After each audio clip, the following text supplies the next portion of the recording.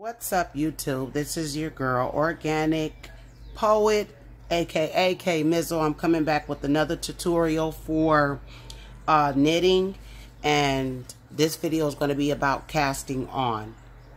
I have the yarn I'm working with is acrylic. Acrylic yarn I really don't prefer to use because it's really thin in weight. It's not chunky, it's not bulky, and you kind of get a very like thinner and more harsher type of result. It's not as soft. It's a lot more abrasive. Acrylic, that's how acrylic comes out. But the size of your little beads here will depend on the size of your needle. So this needle that I have right here is a 5.5 millimeter. It's fairly thin.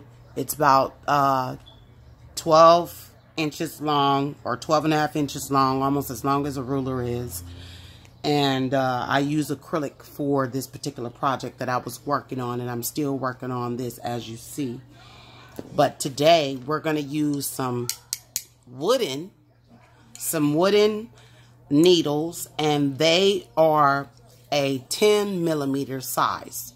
Okay, and I'm using a larger set of needles because it will be a lot easier to show you with the stitches, with casting on and your stitches and the ending result. Okay, so let's get started. So you'll need a flat surface when you're casting on, and this is just the way that I learned to cast on. So we will pull out our yarn, and this is called the ball end of the yarn. I've been using this already, and this is called your tail end of the yarn. It's the part that you would use to knit with. Okay, so we'll just set this to the side. And so you need a flat surface to cast on the way that I learned. It's most easiest way for me. It's not the only way, but it's the way that I prefer to use this method. So a lot of knitters will do this here to pull up a loop to get a starting loop. Okay, so I'll show you that in a different video. But if you're a new beginner, a new knitter, and you're casting on, you're going to pull out some of the tail. Okay, get this really loose.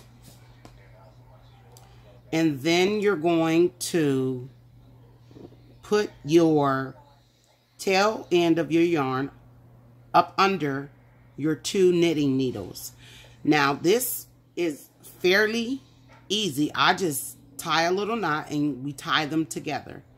I just tie a little knot, and there you go. Okay, there we go. We want to switch the yarn to your left side, and we want to pull out. Now this part gets a little tricky. Okay, so I'm going to pull out some yarn. So to cast on, to begin your project, to cast on, you'll need to hold both of your needles in your right hand, like so. Okay, or together like this.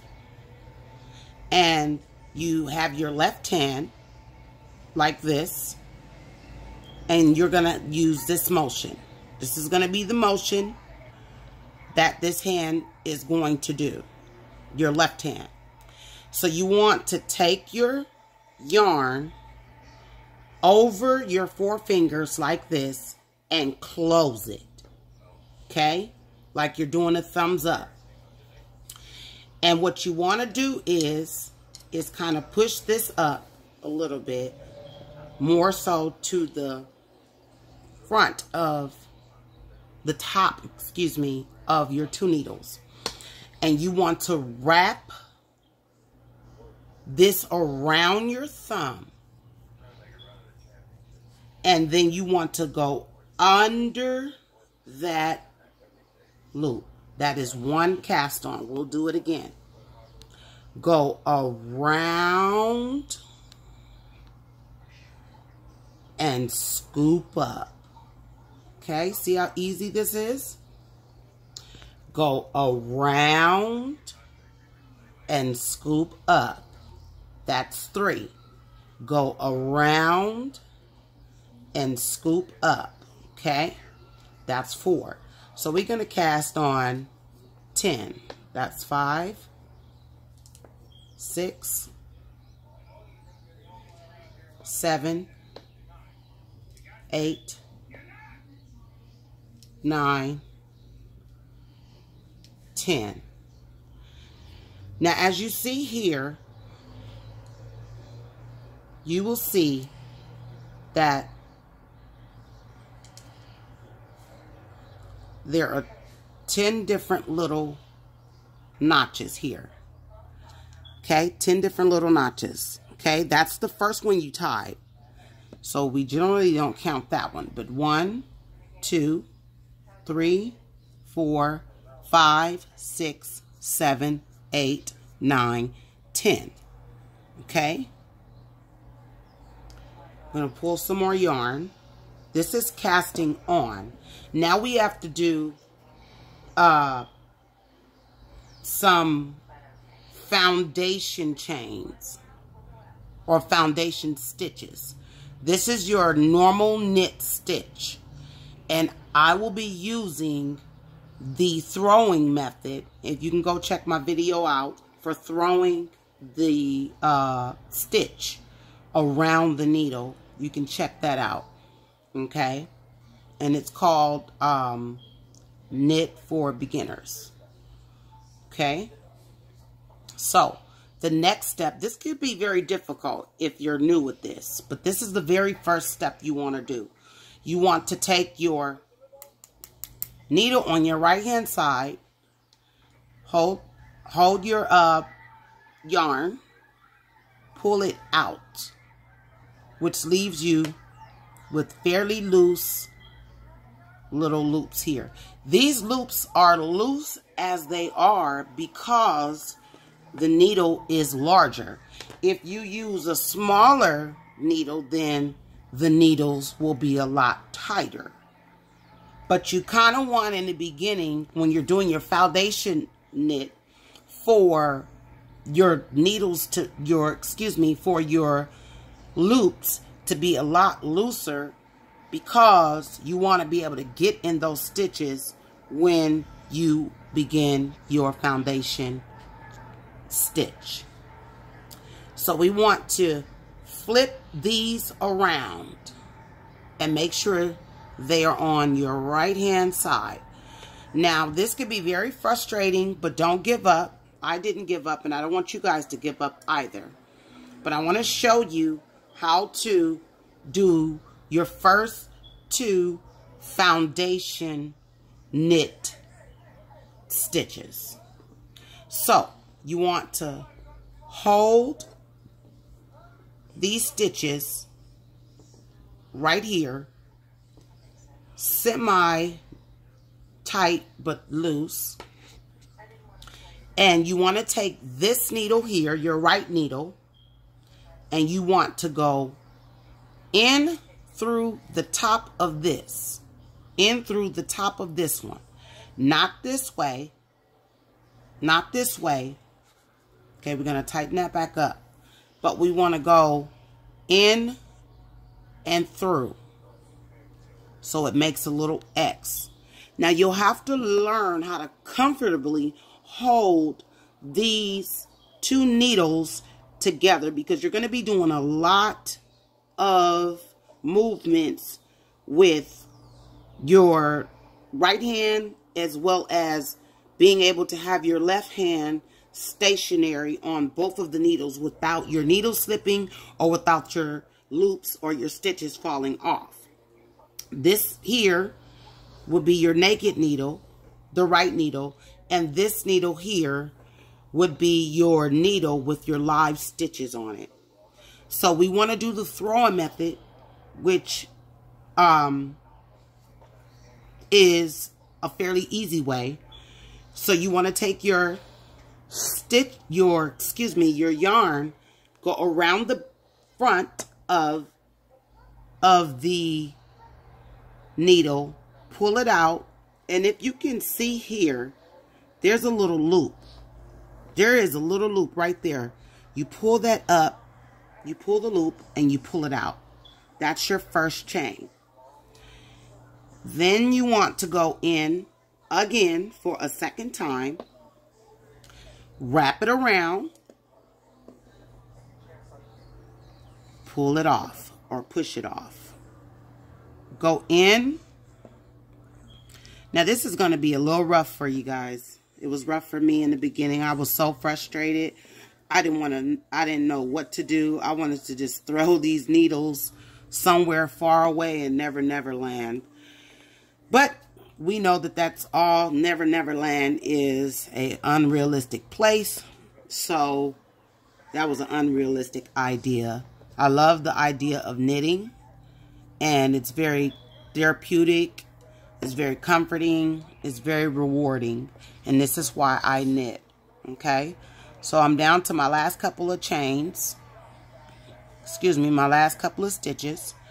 And we're going around. And then, like I said, I'm using a larger needle so that it will be a lot easier to show you guys how to do this. Okay? So, I'm going to do this, the last couple of these chains. Okay? And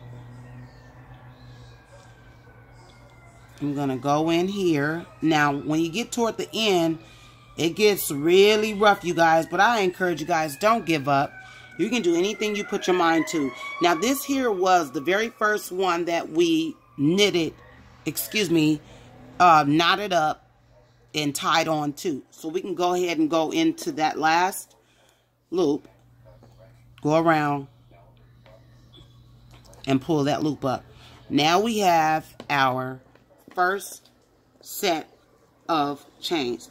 Now, this is always going to look a lot looser right here on your end. Don't be alarmed. You're not doing it wrong. You're doing it exactly right. And it's going to look similar to this. Mind you, we're using acrylic, and it's the weight is not very heavy on this yarn. So the stitches are not going to be as tight together. Plus, we're using larger needles. So we want to go with our naked needle again.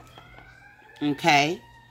And we're going to go back in through the top.